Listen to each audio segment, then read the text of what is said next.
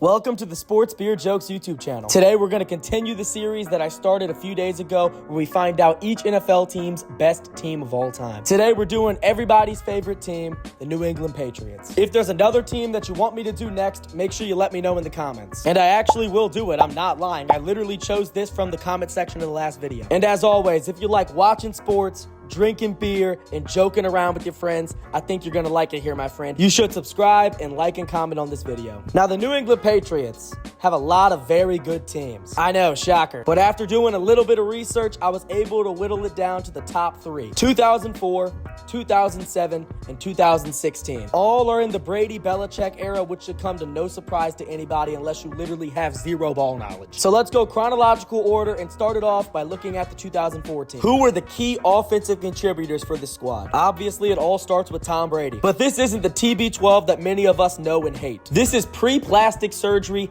game manager Brady. These early Patriots teams relied heavily on defense. So Brady's only job was basically not to fuck up. Be efficient and don't turn the ball over. Mistake-free, ball control football. That's actually hilarious. Drew Brees would never. Drew Brees was an absolute weapon. He would never play this sissy shit. The Patriots' starting running back was Corey Dillon. Dillon kind of had a reputation for being a violent criminal off the field, but oftentimes those end up being the best football players. Dillon is certainly no exception. This dude played angry, and he was the bell cow for this offense. Over 1,700 all-purpose yards along with 13 total touchdowns. Considering the fact that this was definitely a run-first offense, I think it's safe to say that Dillon was the number one option for this team. The receivers on this team were Deion Branch, David Givens, and David Patton. None of them eclipsed 1,000 yards. This offense may not have been lighting it up in terms of explosiveness, but at the end of the day, they really got it done, which is all that matters. Top 10 in points and yards that season. But the strength of this team was undoubtedly the defense. The key players on defense included Willie McGinnis, Teddy Bruschi, Mike Vrabel, Ty Law, Asante Samuel, Rodney Harrison, and Eugene Wilson. Top to bottom, this defense was elite. Obviously, we all know that Coach Belichick was absolutely cooking with his defensive schemes and play calling. And obviously, they had all the playmakers that I just listed. They were tough, they were physical, they were nasty. Peak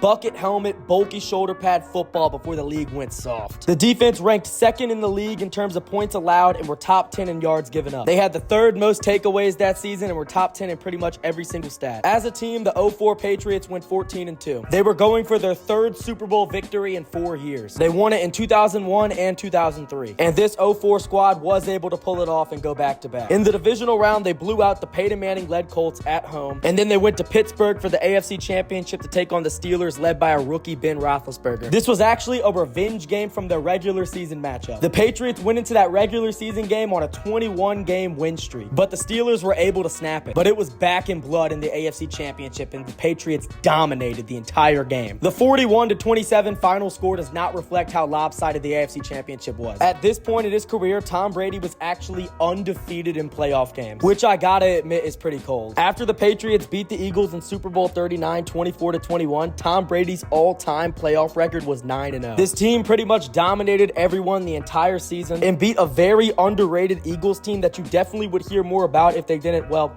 run into the Patriots. The Eagles had Donovan McNabb, Brian Westbrook, Terrell Owens, Brian Dawkins. They were stacked, but the Patriots were just too much to overcome. And now let's move along to what many people, including myself, believe to be the runaway favorites for this video. 2007. This team does have some pretty good aura, I'm not gonna lie. People my age and younger have zero memory of this team whatsoever, but we know about them. A very notorious all-time team, perhaps for the wrong reasons though. If you would have asked me what the best Patriots team of all time is before I did research for this video, I definitely would have said 07. So let's see if that opinion holds up. So who were the main guys on offense? Spoiler alert, it looks a lot different than 04. TB12 was officially airing this bitch out. 4,800 yards, 50 fucking touchdowns, and his first career MVP. Along with an offensive player of the year too, he got both. Long over were the days of game manager Brady, and a lot of that had to do with the weapons he was now working with. Wes Welker was now officially on the team. One of the grittiest players of all time. They also had good old Ben Watson at tight end, who everybody loves. But obviously there's a big one that I left out, the one I was saving for last. The difference-making X factor that elevated this team to one of the greatest teams of all time,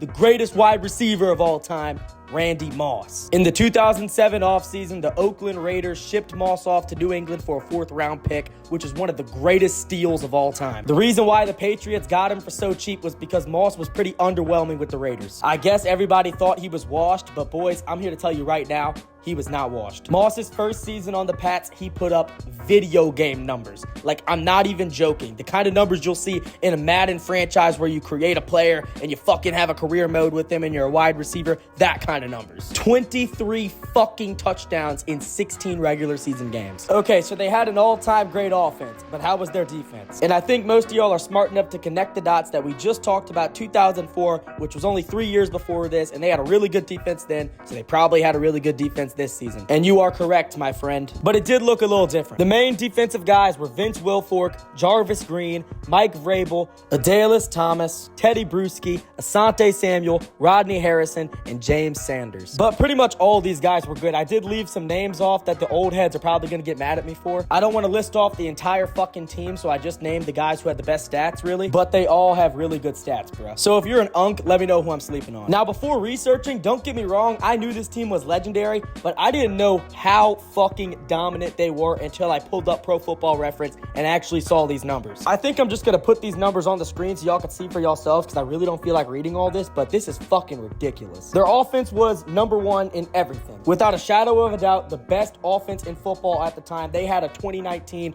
LSU Tigers type of season. Defensively, they weren't quite as dominant, but that still doesn't mean that they weren't dominant. They were number 4 in the league in terms of points given up and yards allowed, and they were top half of the league in terms of every single major defensive stat. And you gotta think they definitely fell victim to their offense scoring too much too fast and not really giving them a lot of rest. But yeah, overall, this team was fucking insane, and obviously they went 16-0, a perfect regular season. And they went into the Super Bowl against the 9-7 Eli Manning-led Giants. They were definitely the Goliath in this David and Goliath story. People were already calling them the greatest team of all time before the Super Bowl was even played. All they had to do was win one more game, which they had been doing all year. But we all know the story. David Tyree, helmet catch, Eli Manning, Plaxico Burress. Biggest upset of all time. So yeah, that's that. And what a lot of people seem to forget is that right in the middle of the Brady Belichick dynasty was a whole decade where they went with 0 Super Bowl wins. They won that chip in 2004 that we already talked about, and that was their third. And then they lost it in 2011 to Eli Manning and the Giants again. And then their next Super Bowl win was 2014 with Malcolm Butler, goal line pick, Seahawks should have ran it, etc. But that's not the third team we're going to talk about. The third team that's in the running for the greatest of all time is 2 years later, their 5th ring, 2016. So who do they have? On offense, obviously they had Tom Brady, and they also had LeGarrette Blount, who was the bell cow this year. 1,100 yards on the ground along with 18 touchdowns. Just a big-ass, strong motherfucker with a bruising run style. They worked the shit out of him this year, but he did his job. Big-time senior moves from Blount this year. They also had James White as a receiving back, forming a pretty nice tandem. And obviously, White would end up scoring the biggest touchdown of the season this year. Catching the football, the Patriots actually had an all-white wide receiver trio with Wes Welker 2.0, 3.0, and 4.0. Good old Julian Edelman, Chris Hogan, and Danny Amendola. And Tom Brady found a way to make these guys look good. They're literally all millionaires because they were lucky enough to play with Tom Brady. They also had a really nice tight end duo with Martellus Bennett and Rob Gronkowski. Gronk did miss the majority of the year due to injuries, but for those of y'all who watched football in 2016, y'all definitely remember Martellus Bennett was him. And this offense was great. They placed 3rd in total points and 4th in total yards. And they had the least amount of turnovers in the entire league this year. Classic Brady. This was probably the most balanced offensive attack out of any of the teams on this list. 2004 was a run-heavy offense with Corey Dillon, and 2007 was a pass-heavy offense with Tom Brady and Randy Moss. But this team was really good at running and passing. They were top 5 in the league at both, kind of a combination of both teams. And just like every single other Belichick-led Patriots team, their defense was absolutely cracked. Chris Long, Jabal Sheard, Jamie Collins, Dante Hightower, Malcolm Butler, Patrick Chung, and Devin McCourty. And just like the other teams, there were other good players that you would definitely recognize as well. The defense gave up the least amount of points in the entire league that season, which at the end of the day is the only stat that really matters, but their other stats were good too. This team overall went 14-2 and were the number 1 seed. This was also the year after the whole Deflategate scandal happened, so Tom Brady was actually suspended for the first 4 games of the season. But this team was so good it really didn't matter. They still went 3-1 with Jacoby Brissett and Jimmy Garoppolo under center. They whooped the Texans and the Steelers on the way to the Super Bowl and won arguably the most entertaining Super Bowl of all time. The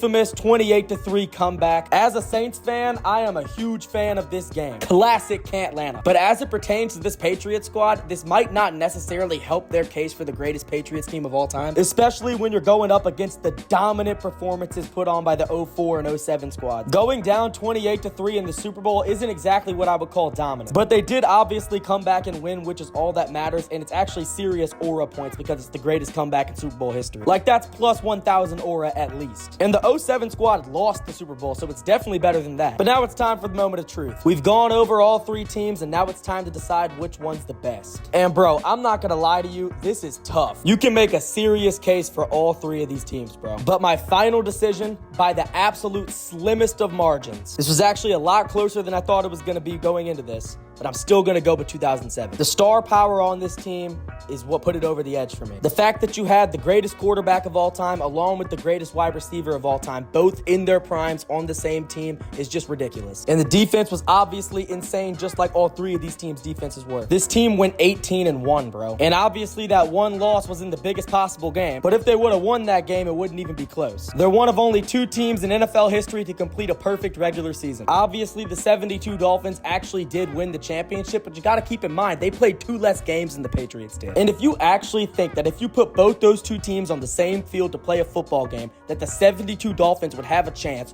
you are out of your mind. But doing the research for this video really made me appreciate the Patriots dynasty, bro. Especially those first two teams that I didn't have a chance to watch. It's just cool, like I got to expand my ball knowledge, you know? Now I know that the heavy favorite did end up being the team that we went with in the end, so I'm sorry if you feel like I wasted 12 minutes of your life, but hey, at least you know a little bit more about the Patriots dynasty now. Unless you already knew everything I said, then I really did waste your time. But hey, maybe you were drinking a Coors Light while watching, assuming you're 21 plus, of course. And in that case, it probably wasn't half bad, man. We're sports beer jokes, come on. Make sure to like, comment, and subscribe, of course. It's always a pleasure, boys. Sayonara.